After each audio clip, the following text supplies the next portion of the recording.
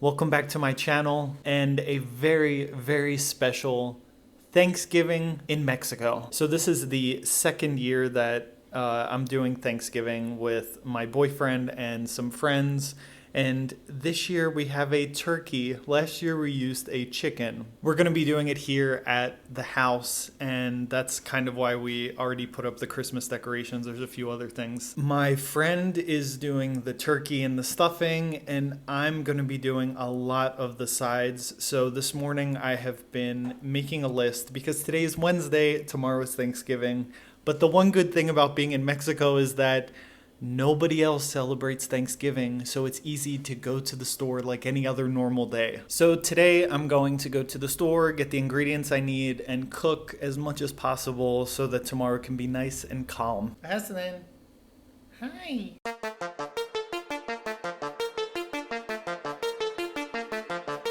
So just a quick update. Yesterday I went to the immigration office to continue the process to become a resident here in Mexico. The night before, we were trying to get all of the documents together, and it was very stressful because there's a part where you have to describe your necessity for being in Mexico. Not, oh, I just like it here, I want to live here, but why you have to stay here. And because I couldn't go into the full story of, oh, poor me, I left my community and I didn't have a job or a life and I had to start over from zero and I can't go home and all this stuff, I had to describe why or what I can give to Mexico if I stay here. So obviously I put that I'm a teacher, that I'm helping professionals learn about the language, obviously, but also the culture from America, that I'm helping them with their business, but also the fact that I want to be here. I want to start a family here in Mexico. But anyway, I went to the office and the lady there, I made a joke and I said, oh, I hope that I did all the documents right. She said, yeah, I hope you did too. And the first document that she looked at of mine, she realized that I put Francis Palmquist and not Francis Charles Palmquist, which is my middle name, if you didn't know. It's like that on my passport. So I have to do my name as it's in my passport. And I normally do that, but I don't know why I didn't put Charles. And I thought, oh no, she's going to tell me that I have to go back, redo that document, and then make another appointment. With all the traveling, it's like an hour and a half to get to this building, which is significant. She was looking on her computer and she said, you know what, let's just redo it here. My heart stopped. I was like, okay, great. So we did the document again and we went through all the other documents. Everything was fine. Everything. The only thing that was wrong was Charles. And then she said, okay, just go sit over there and then you're going to do your interview. Interview? No one told me about an interview. So after 45 minutes trying to figure out what an interview would comprise of, she asked me to come back, and it was just her. And in that conversation, because we kind of became a little friendly, I told her, listen, I came here because I used to be a priest, and she went, oh, a priest, oh my gosh. And she was really understanding of my situation, my current situation with finances and everything. And so at the end, she said, okay, everything's great. Your residency card can be ready for tomorrow.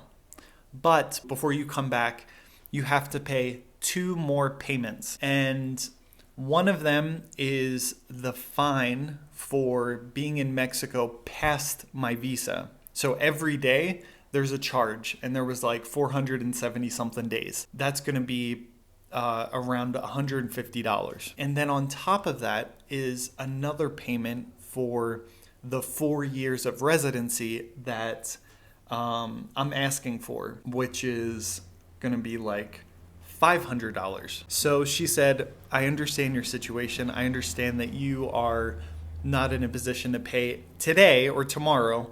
So she said, just as soon as you can, make those payments and then come directly back to me and we can finish the process and you can have the card and everything will be fine.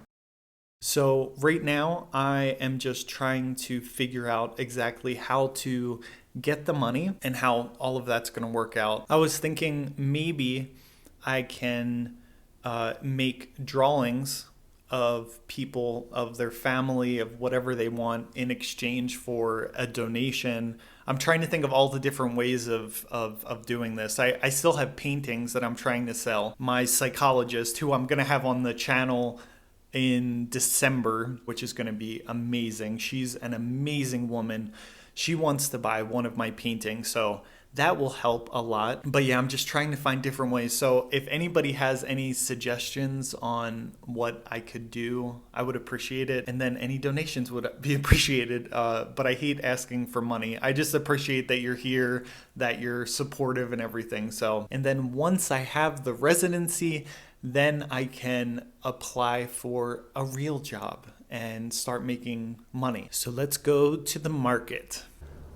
All right, so as we're walking to the market, I thought that I would share with you something that's been going on recently in my life. I'm 32 and I'm beginning to feel the strain of 32 years on my body. So I noticed about 10 years ago that I was starting to get varicose veins in one of my calves, and it was just a nice big juicy one. And I thought, well, that doesn't look pretty, but I'm not a very vain person, so I thought, oh well, it's just a big growth coming out of the side of my calf. It's fine. About 5 days ago, it started hurting, and hurting really bad every time I walked. Now I'm wearing really tight calf socks, and I've elevated my leg, and yeah, sorry, I gotta keep an eye out for anyone sneaking up behind me. It's very dangerous to have your phone out. I really should have worn sunblock. I'm gonna burn. That's the great thing about being Irish in a country where the sun shines most of the days. So that's what I call a large pile of piñatas. During Christmas, there's the time before they have gatherings called posadas, where groups get together, co-workers, family, church, and they fill up the piñata with candy and stuff. I think everybody knows. And then they beat the crap out of it. So the points on there they represent the 7 deadly sins.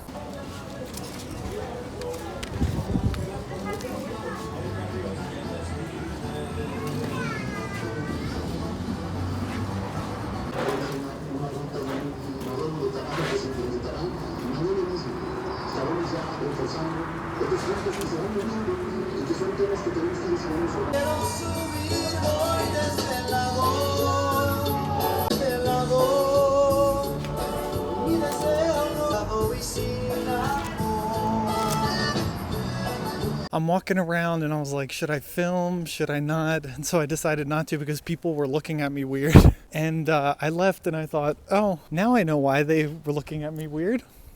I didn't have my mask on. I think in the States people are more demonstrative if they don't agree with what you're doing. So if you don't have your mask on, then someone will tell you. And I've seen a lot of people without their masks on. I don't wear it when I'm walking around, especially when I'm alone. I don't know if I'm actually going to add this into the video, but I was thinking of the reasons why I want to be here in Mexico because of the whole immigration process. And obviously there's a lot that don't really hold weight legally.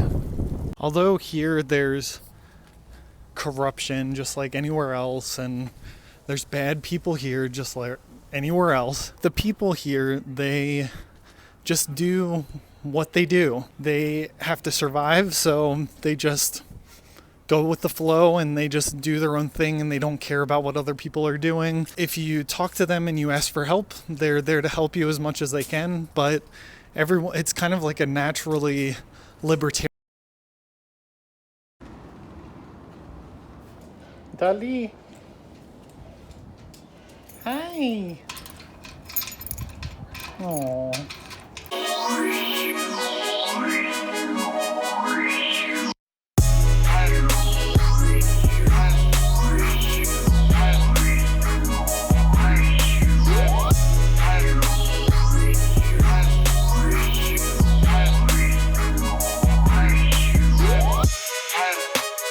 Happy Thanksgiving. I know I look like a wet rat. So I set up the center of the table with a little zhuzh. I'm just cleaning. I cleaned the whole floor.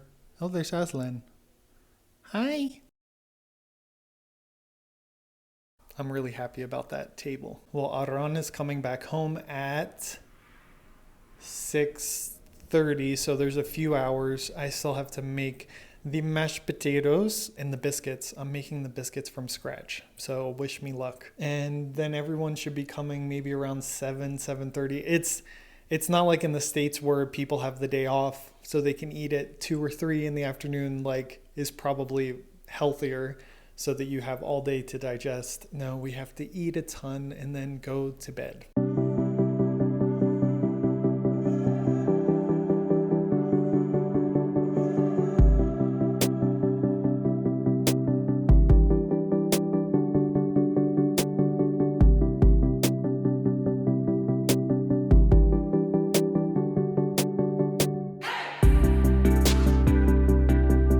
There's flour all over the screen. I made biscuits and some of them turned out good, some of them very flat, but it was my first try. So now I have to choose what I want to wear. There he is, ready for the party. I realized that with long hair, I look more and more like my mom. So anybody who knows my mom knows exactly what I'm talking about. And I'm wearing tighter pants so that I can feel when I've had too much to eat.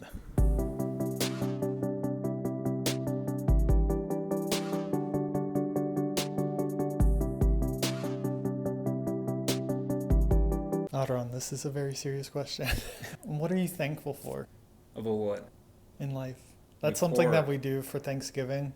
Everybody goes around and says something that they're thankful for. Maybe that... No, I'm joking. No, that we're stable.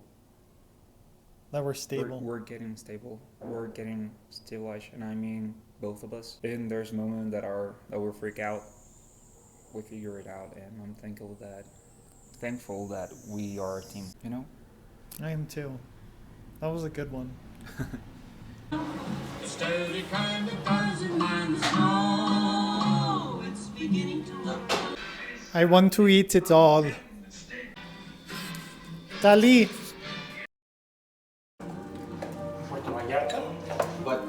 Solamente tomamos poquito. Así. Poner tu cara. Está bien. Se les va a pesar ahorita.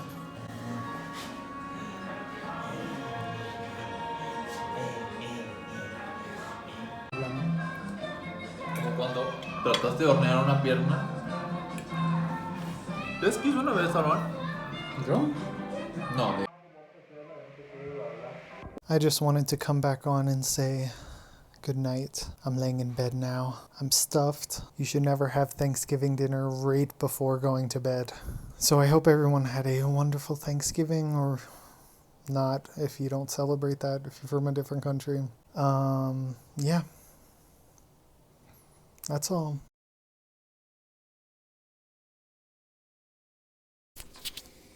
Good morning. I thought last night I would just go to bed. It was about 11 o'clock and I was exhausted, but Arran came up to the room and said, "Hey, where's Aslan?" So it turns out, after we searched the whole house, we couldn't find him. I went outside in the front yard, and he's not an outside cat. There was Aslan on the other side of the fence. So I called out to him, and then Dali came running up to see what was happening, and then Aslan took off running. It was horrible. He went under the neighbor's car, and he wouldn't come. And I know him, he freaks out, he goes into shock, and then he just doesn't respond. So you have to go up and grab him. And the neighbors weren't answering the doorbell. So we tried different things. We tried throwing food. We tried bringing his toys out, calling him. He just was not responding. So I thought the only way to do this is to throw water and hopefully scare him out of the car. I hated doing that because I didn't want to make him more scared, but I had to make him move. But he didn't move outside of the car. He moved on top of this gate that's separating the two other houses. And I was afraid he was going to go on the roof, but he went onto the, what do you call it? Like the metal work that's in front of the windows, like the bars, but it's kind of decorative. And that's when because the neighbors weren't answering the door, so I climbed over the fence and crawled over and grabbed him and brought him back. So I'm going to edit this video, put it up, and then hopefully hear about your Thanksgiving experiences if something happened crazy. Every year it's always a new adventure. I hope everyone has a wonderful weekend, and I will see you next time. Bye.